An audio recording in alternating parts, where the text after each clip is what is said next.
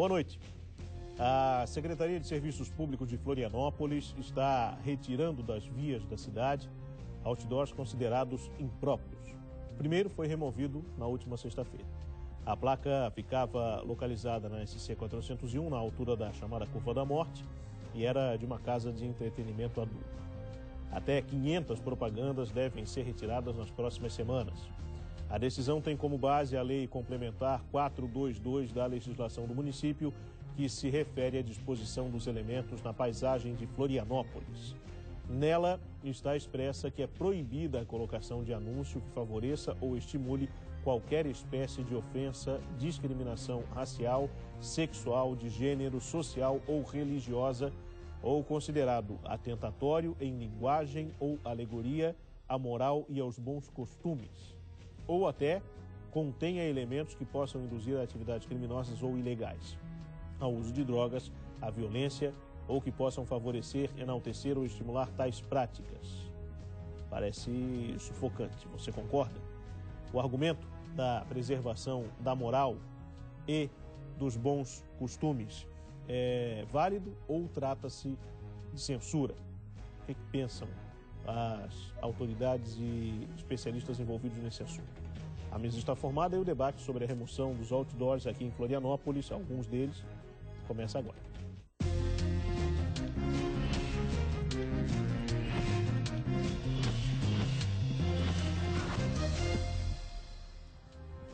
O programa de hoje recebe para discutir esse assunto o promotor de justiça da Promotoria de Defesa do Consumidor do Ministério Público de Santa Catarina, Dr. Tiago Carriço de Oliveira.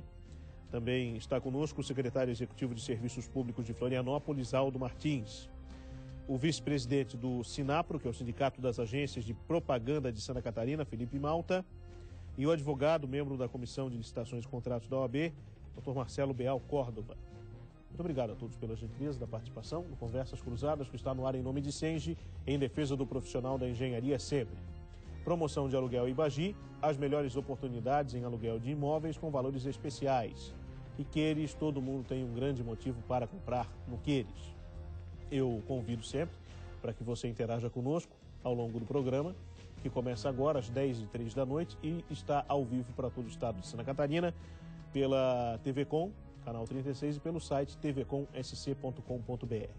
Aliás, nesse endereço você vai poder rever o programa em horários alternativos e sempre que desejar, a partir de amanhã. A gente sempre coloca o programa no site no dia seguinte e ele fica à sua disposição ad eternum. Tem a possibilidade também de você interagir conosco e ajudar a produzir o programa pelas redes sociais. O site está no vídeo, tem o Facebook, tem o e-mail que está aí no vídeo também, conversas@tvcom.com.br, o facebook.com/conversas cruzadas, o Twitter, @conversastvcom, e o WhatsApp, que talvez seja a forma mais rápida de interagir conosco, que é o telefone 4891884044.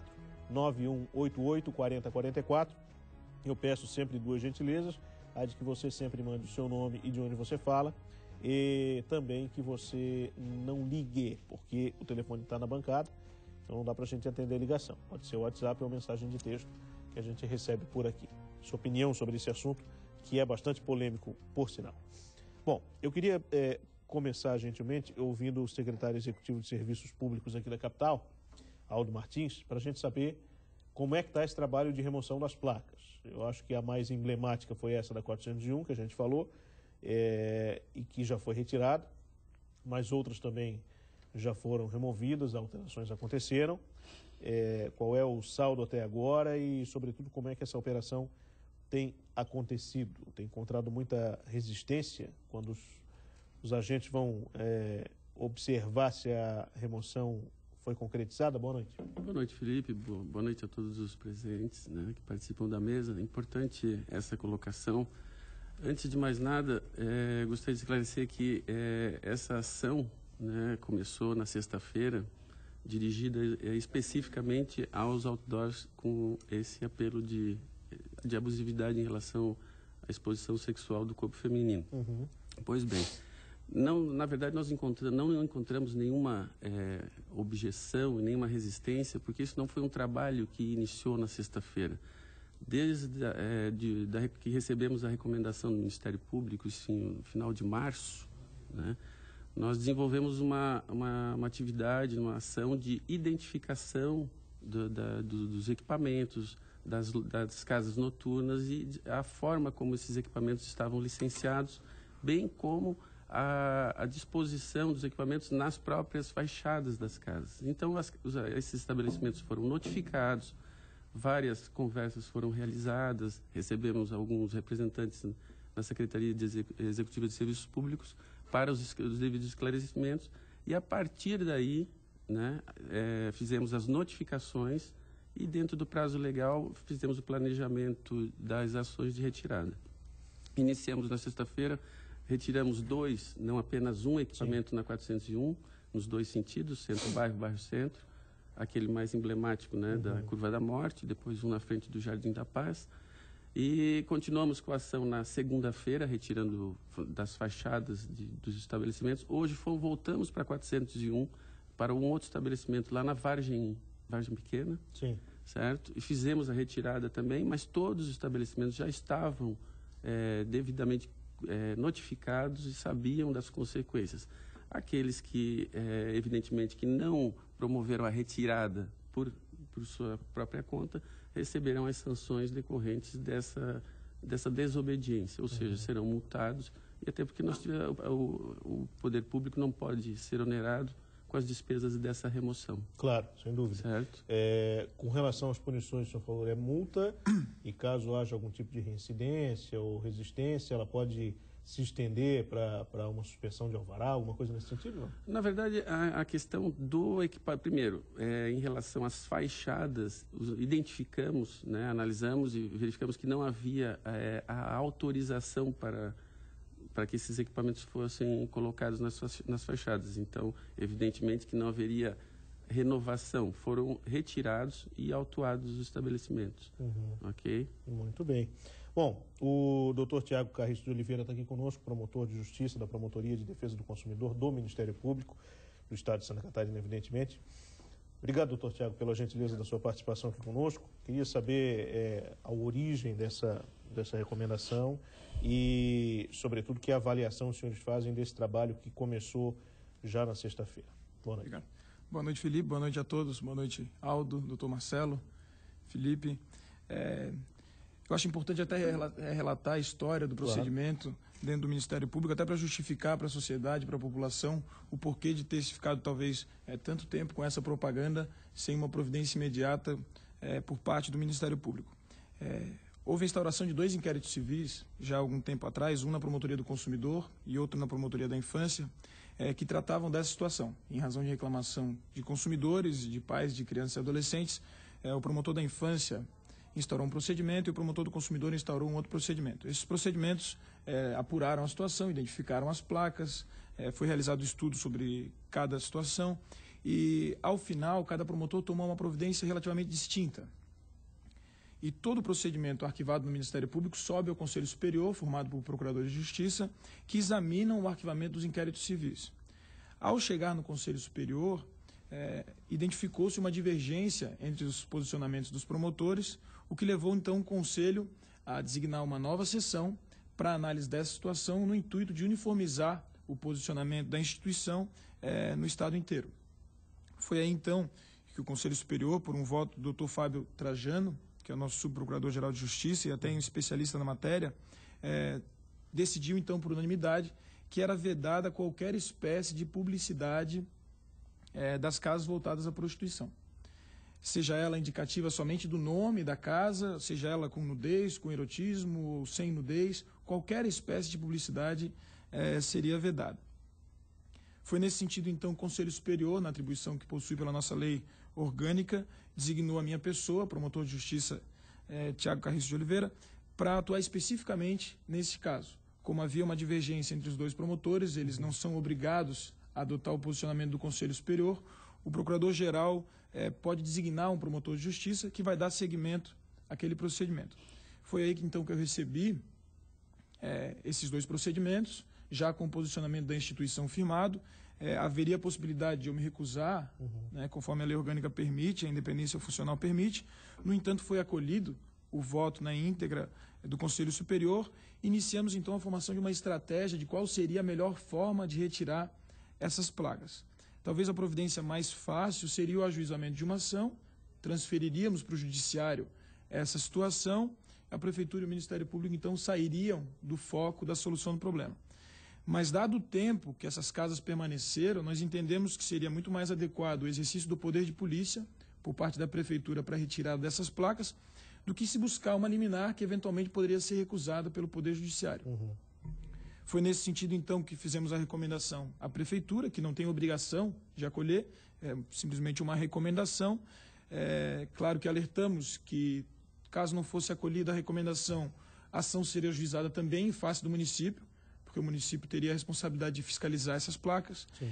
E nesse intuito, contamos com a boa vontade, a colaboração do secretário Aldo, inclusive do prefeito, com quem mantivemos contato, com o doutor Alessandro, que é o procurador-geral do município, com quem eu também mantive contato. Conseguimos chegar a um consenso da forma como isso deveria ser feito. O município, infelizmente, não contava com os equipamentos imediatos para a retirada dessas placas, algumas delas são muito complexas de se tirar, mas felizmente chegamos na última sexta-feira à estrutura adequada e própria. Alguns equipamentos dependem, inclusive, de rapel para se tirar. Sim. E na sexta-feira, felizmente, iniciamos, então, um cronograma para a retirada dessas placas. Então, eu acho importante fazer, pelo menos, esse relato, para não parecer que o Ministério Público permaneceu inerte. Não, desde o momento em que elas foram veiculadas, o Ministério Público já instaurou inquérito civil, só que a situação precisava ser apurada, principalmente para que a solução fosse feita de forma segura. Bom, doutor Marcelo Beal está aqui conosco, Marcelo Beal Córdova, advogado, membro da Comissão de Licitações e Contratos da OAB. Como é que o senhor acompanhou toda essa movimentação e o que pensa sobre esse assunto pontualmente? Boa noite. Boa noite, Felipe. Boa noite, colegas. Mais uma vez a OAB se sente honrada em colaborar com o debate do nosso Estado. Olha, Felipe, a OAB como instituição, eu aqui estou representando a OAB, o que a OAB se preocupa? Com o Estado democrático de direito em que nós vivemos. O que tem que ser respeitado? O contraditório e a ampla defesa. Nós vemos ou entendemos que, de certa forma, não foi respeitado o contraditório e a ampla defesa. E essa falta do respeito ao contraditório e a ampla defesa pode repercutir em ações contra a Prefeitura, por exemplo, que quem acabará pagando a conta somos nós, contribuintes. Sim. Então, a preocupação da OAB é acompanhar e ter o contraditório e a ampla defesa sempre em primeiro lugar. Então, essa é a grande preocupação da OAB. Quais itens o fazem acreditar que não foi respeitado esse direito à defesa? Não se sabe se realmente foram notificados, se foi dado prazo legal para retirar, qual o argumento que foi usado. Então, esses pontos não estão claros para a OAB. Só nesse sentido. Claro. Bom, estão vindo aqui, com a fala dos nossos entrevistados, algumas questões à tona. Eu estou anotando aqui para a gente abordá-las daqui a pouco. Eu geralmente peço para que a gente dê uma rodada na mesa antes de direcionar alguns questionamentos. Então, eu vou, obviamente, voltar a essa questão com o próprio doutor Marcelo e com os demais aqui, para a gente aprofundar alguns temas. Mas antes eu queria ouvir também o vice-presidente do Sindicato das Agências de Propaganda aqui de Santa Catarina, o Sinapro, Felipe Malta, que está aqui conosco. Obrigado, vice-presidente, pela gentileza da participação. Vocês, de certa maneira, também são atingidos por isso, porque os estabelecimentos em questão não pertencem às agências de publicidade, muitas dessas placas não foram criadas por agências, enfim, mas o convite vem no sentido de que, quando nós temos uma limitação de divulgação de algum tipo de imagem, o senso comum traz uma primeira questão, é o seguinte: bom, mas estão censurando, então daqui a pouco uma agência que tiver uma ideia um pouco mais ousada não vai poder fazê-la. E aí nós temos inúmeros casos, né? Agora no Dia dos Namorados veio à tona toda a polêmica em torno da campanha de uma rede de perfumarias, de cosméticos, que trouxe a imagem de casais homoafetivos comemorando o Dia dos Namorados. Você sabe do que a gente está falando. Vamos por partes, então. Vocês sentiram-se prejudicados ou criou-se uma jurisprudência para que no futuro vocês possam ser atingidos de alguma maneira com essa ação do Ministério? Boa noite a todo mundo, boa noite, colegas. O sindicato também se sente muito honrado de estar aqui. Eu acho muito pertinente esse convite, já que você comentou. Acho que a gente tem que se manifestar sim. No meu ponto de vista, a gente não se sente prejudicado. A gente é a favor da liberdade de expressão, ao anunciar, ao se comunicar. Eu acho que você lembrou bem uma coisa que para esclarecer, que essas placas não são das agências de publicidade. As agências de publicidade criam o anúncio que está nelas, e nesse caso também não desconheço se foi alguma agência que criou, né? Isso é um ponto importante para ser lembrado. O posicionamento do sindicato em relação a isso é bem claro. Apesar de a gente ser a favor da liberdade de expressão, a gente também a favor das leis. Então a gente é a favor do bom senso disso tudo, de chegar num denominador comum, né? E obviamente da criatividade para resolver todos esses problemas, né? Então existe uma lei municipal, a 422, e ela é clara em alguns pontos, inclusive nesse.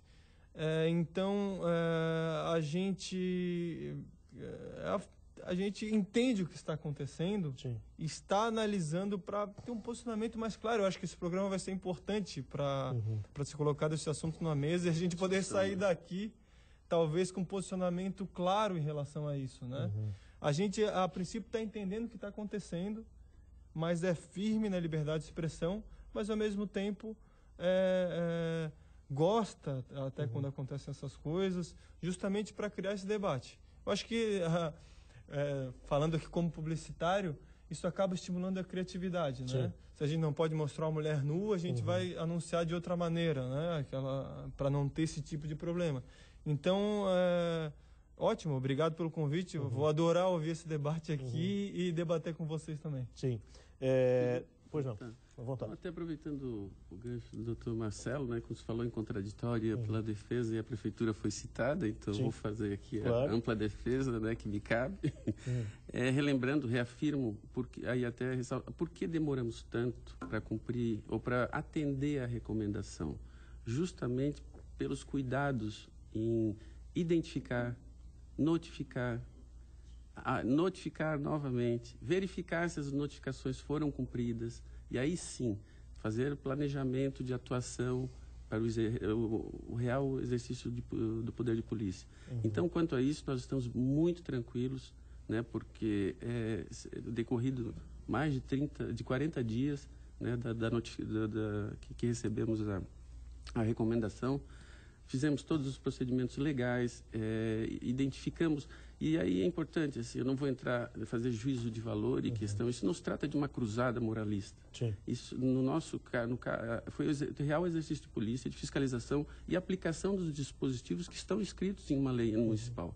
Cabe à Secretaria, como executiva, fazer a aplicação dessa lei, cobrar, licenciar, ou seja, estávamos cumprindo as nossas competências. Então, ao final do procedimento, fomos aos locais onde os equipamentos estavam fixados e promovemos a retirada. Vocês notificaram o proprietário, no caso particular, proprietário, o anunciante, como é que a prefeitura procedeu? Tanto a empresa anunciante quanto a empresa, como você chama, empresa exibidora, que é a proprietária do equipamento. Porque nós não estamos, né, no caso da 401, retirando o equipamento. Exatamente, o foco é a publicidade, né, conforme descrita na recomendação do Ministério Público. Mas existe, desculpa, um foco maior nisso? O anunciante seria o foco principal dessa ação? Mais direcionado ao anunciante? É o anúncio. O anúncio.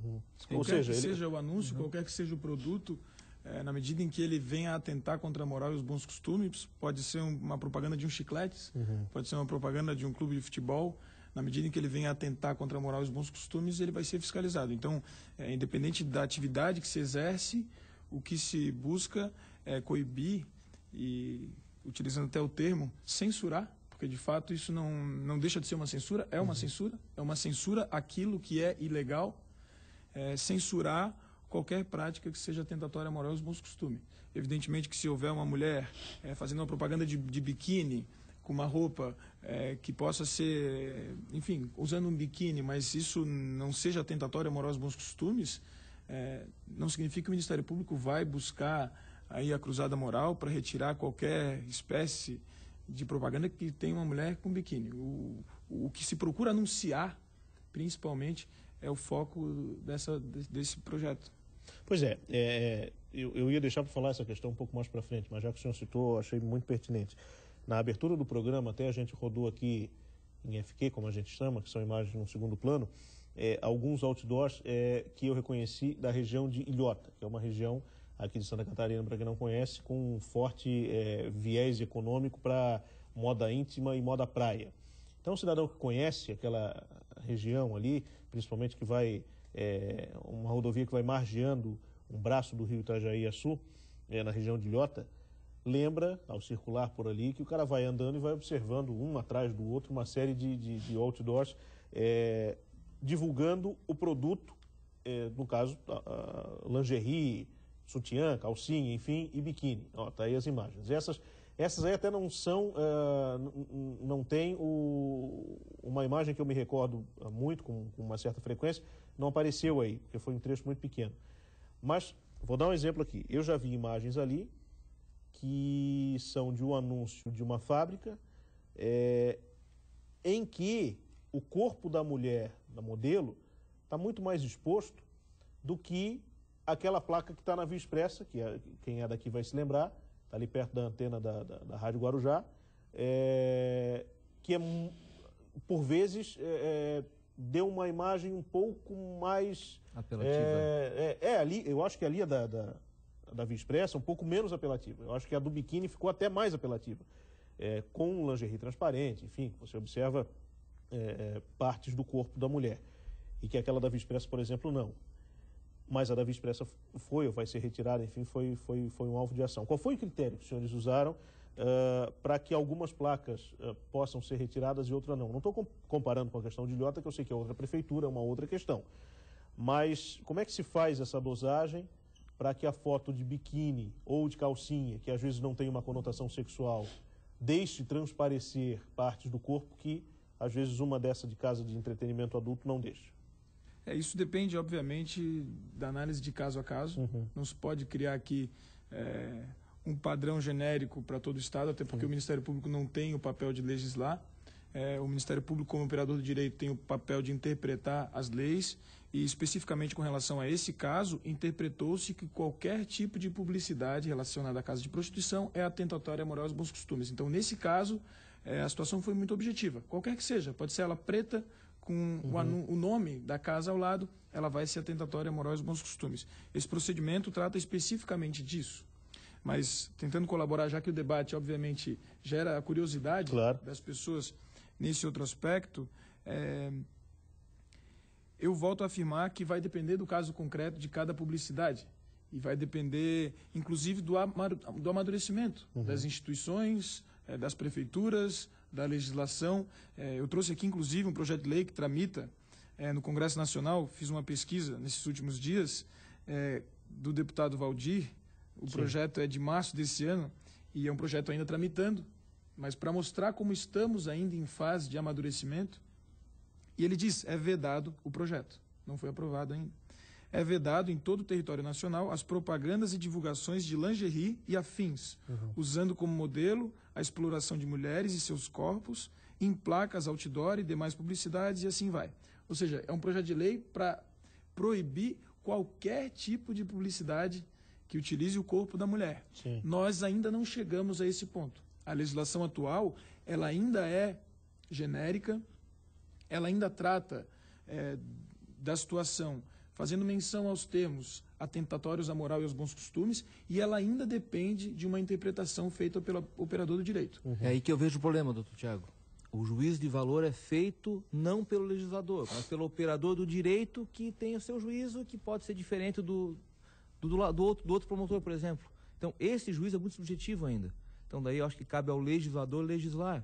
Exatamente. Não ao Ministério Público tomar as providências. Com relação às casas de prostituição, eu acho que nós temos que dar o mínimo de liberdade ao operador do direito de interpretar algo que é óbvio, que é dizer que a publicidade de casas de prostituição é atentatória à moral e aos bons costumes. O Ministério Público não iniciou a retirada de placas de publicidade de biquíni ou de sutiã. Então, eu acho que nessa situação não há abuso nenhum e, pelo contrário, fez-se algo mais do que óbvio que há muito tempo já deveria ser feito. Com relação à necessidade de legislar, o Ministério Público reconhece isso de forma muito clara, tanto é que na última semana, a partir do momento que nós iniciamos a nossa estratégia de controle dessa situação, foi expedida uma recomendação ao prefeito de Florianópolis e à Câmara de Vereadores, solicitando que tomem uma providência no intuito de regulamentar de forma muito objetiva o que é possível e o que não é possível no município de Florianópolis. Então, atualmente, nós estamos diante da situação que é óbvia. As casas de prostituição, conforme decidiu o Conselho Superior do Ministério Público, constituem, a publicidade das casas de prostituição constituem publicidades atentatórias à moral e aos bons costumes. Mas, conscientes de que isso leva ao debate de situações muito próximas, o Ministério Público levou, então, a Casa Política do município, que é a Câmara de Vereadores, e ao prefeito, para que eles, então, representantes do povo, levem em votação aquilo que consideram correto. Esse deputado, por exemplo, fez a escolha de apresentar um projeto de lei que proíbe em todo o território nacional qualquer publicidade de lingerie. Não sei se vai ser aprovado, isso vai depender do Congresso Nacional, mas o mesmo pode ser feito aqui em Florianópolis. Por se tratar de interesse local, por tratar de direito do consumidor, o município pode legislar sobre a situação e é o que a gente espera que seja feito. Sim. Bom, estão chegando manifestações por aqui, pelo nosso WhatsApp. Uma delas foi a da Cristina Vieira. Ela diz o seguinte: esses outdoors incitam o turismo sexual em Florianópolis. Isso é prostituição.